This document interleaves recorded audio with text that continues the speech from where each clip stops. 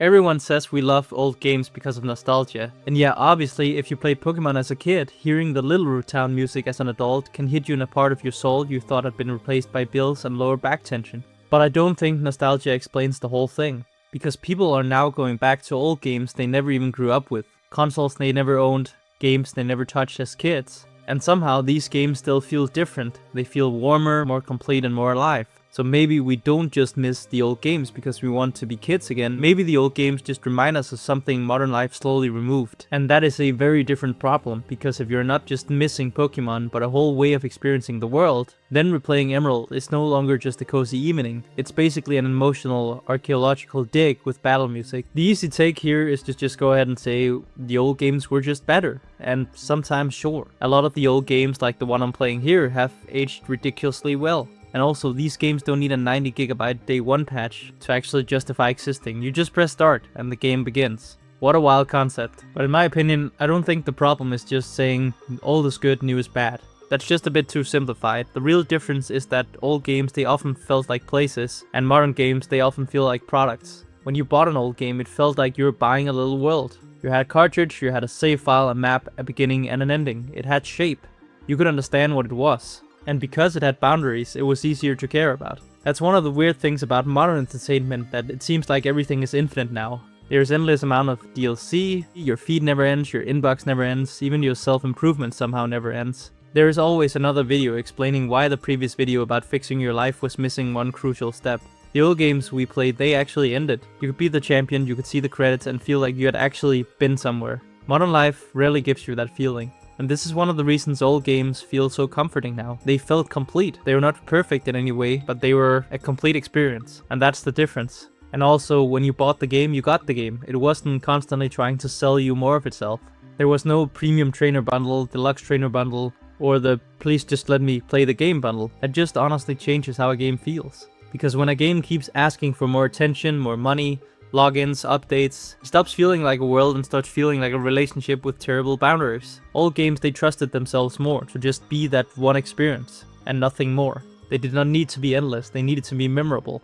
And that is part of why you are currently watching a Gen 3 Pokemon game. But the strange thing about this is that the old games, they were way smaller in scale, but they often felt bigger, and that's because your imagination had to work for it. A few pixels became a forest, a short music loop that became a memory, and a small town became home.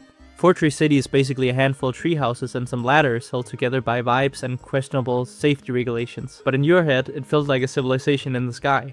That's what limitation does. It leaves space for you to imagine. Modern games can show you everything with the newest graphics, while the old games made you meet them halfway. And when your mind participates, you become more attached. That might be one of the things we miss most. Not just the games, but the actual participation, because modern entertainment often tries to remove every bit of friction. Skip this, autoplay that, fast travel here, recommended for you, keep watching, don't think, don't pause, and don't let the silence get weird. But some friction is good. There's some beauty to that, and that friction gives your brain something to hold on to. These old games, especially the ones you see me play, I think they gave you just enough. And then another thing is that when you got stuck in an old game, you stayed stuck for a while. You talked to friends about it, you tried random things. You checked the same cave again, because maybe the answer had somehow changed. You could argue, was that actually good designed? I don't think so, but sometimes the game was just being annoying. But even that created a different relationship with the game. You had to stay with things, you had to care long enough for the world to open. Modern life changed the exact opposite. If something gets boring, you leave. If something gets confusing, you do a Google search or ask ChatGPT. The moment something gets stale or quiet, you reach for your phone like it's an HM move you can't delete. So when old games feel good now, maybe part of what feels good is not the game itself. Maybe it's the slower version of you that the game brings back, and the version of you that could explore one route without checking 6 apps to make sure you still existed. That isn't just nostalgia, that's grief for an attention span you used to have.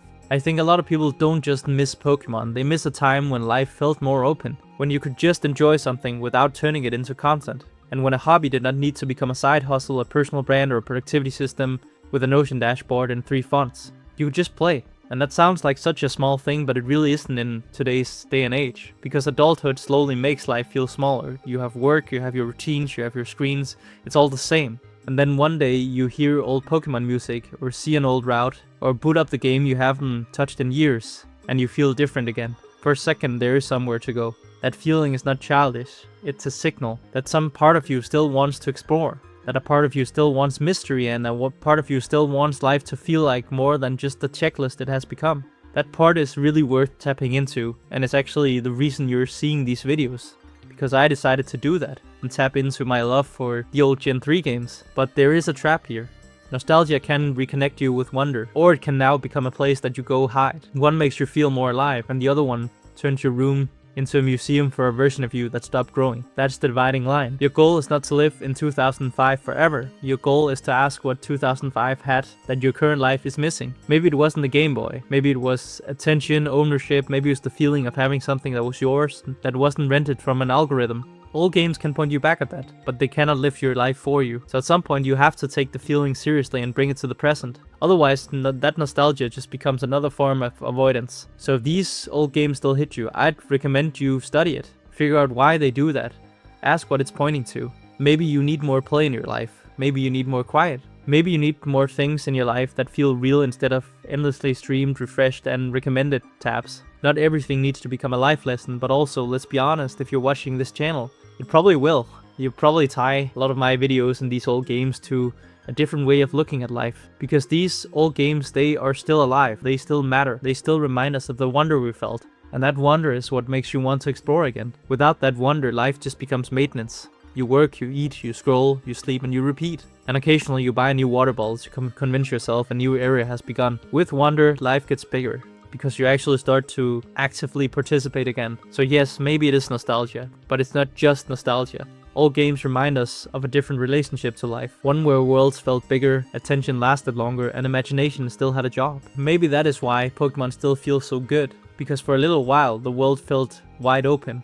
And some part of you still wants to feel that again. It might be the part of you that's still alive. So if this video made sense to you, leave a comment with the old game, song, place, or memory that still gives you that feeling. Because I'm curious whether we're all just nostalgic, or whether a lot of us are trying to find our way back to wonder.